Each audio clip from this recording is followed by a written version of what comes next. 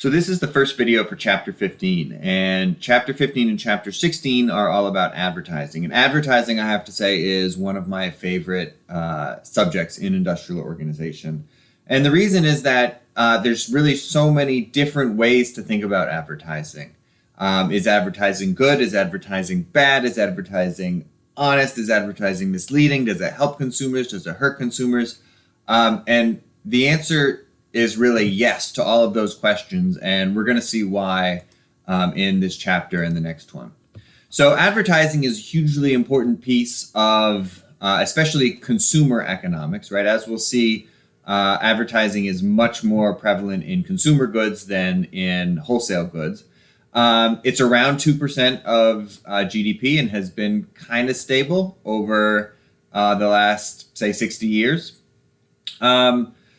As we'll see, a lot of advertising dollars has moved online. So, it was originally mostly in newspapers. Then it became mostly in television.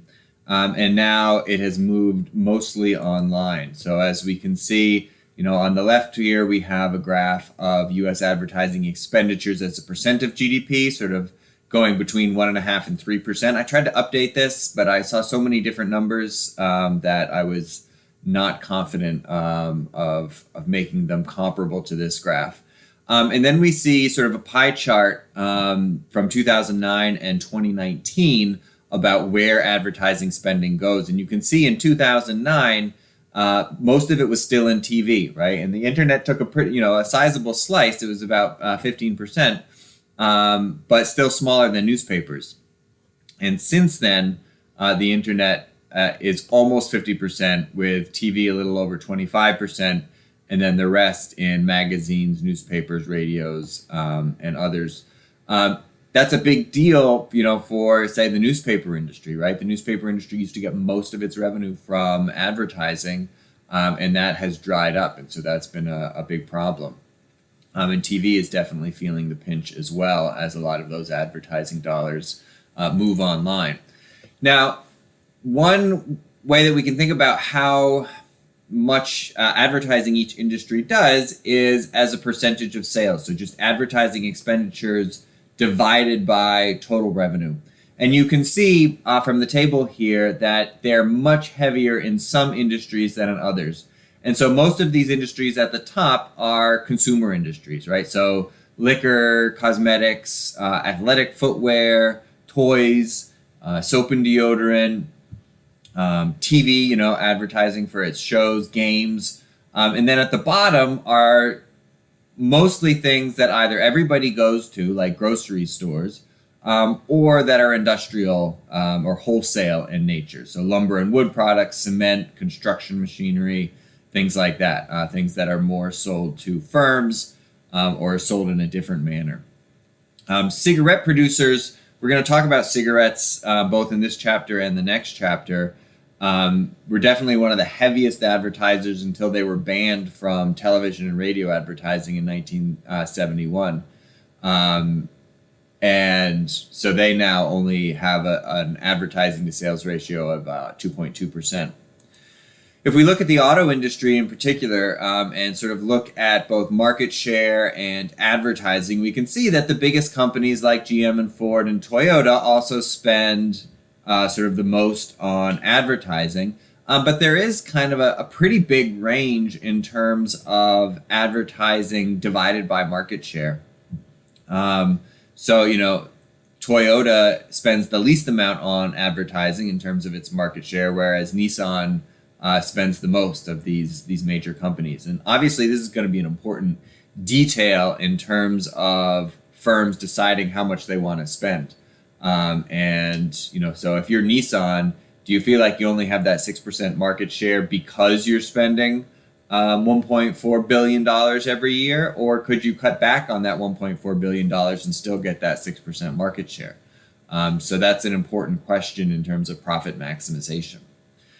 So one of the most important things that we want to think about in terms of advertising is, what does advertising do, right? And sort of our starting point is going to be that advertising is informative, it's useful.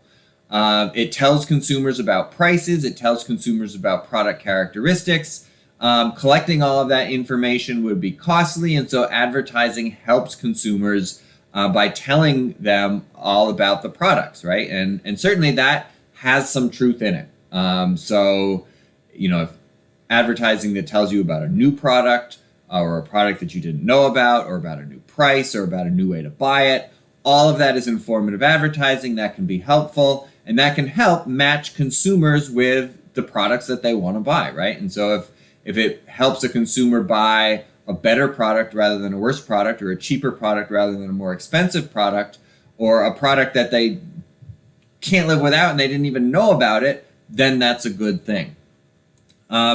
Another theory about advertising is that it is a signal of quality, right? And the idea here is that the actual content of advertising doesn't matter. The only thing that matters is that the firm is able to spend on advertising. And so the idea is that there's high quality goods and low quality goods. And high quality goods, presumably are better. And if a consumer sees advertising, they're going to assume that it's high quality. And then when they buy that and they're like, oh, this is a really good product, they're going to become repeat customers. And so if we think about the equilibrium in this model, the idea is, all right, well, if a low quality firm tries to say, oh, I'm high quality too, and advertises, then consumers will buy it. Well, they'll be like, no, this is terrible, and they won't buy again. And so the advertising will be much less effective for the low quality firm, and they will eventually go out of business if they try to advertise. And so here, the idea is that consumers can identify these high quality brands just by the fact that they are heavily advertised, even if there's no direct information conveyed. Now, we'll see that there could be other reasons that firms advertise, and this isn't always going to be a unique equilibrium, but it is certainly one theory that is popular in the literature. And then finally, just as this introduction to advertising, we want to think about online advertisements, right? Because the big difference between online advertisements and, say, newspaper or TV or magazine advertisements is that they can be targeted. So if you put in a specific keyword into Google, they can put up some ads for you. And even more, of course, we know, you get tracked by cookies. You say, oh, yeah, you might be looking for this. And I mean, how many times have you searched for something on Amazon and then you go to a completely unrelated website and it pops up, one of those goods that you saw on Amazon as an advertisement. And so this could be good, right? It could be good in terms of giving more accurate advertisements to consumers, but also it could be bad, especially if it either encourages consumers to spend too much, or there could also be a negative externality in terms of losing privacy as well. So we're going to look at all of those ideas and the next one.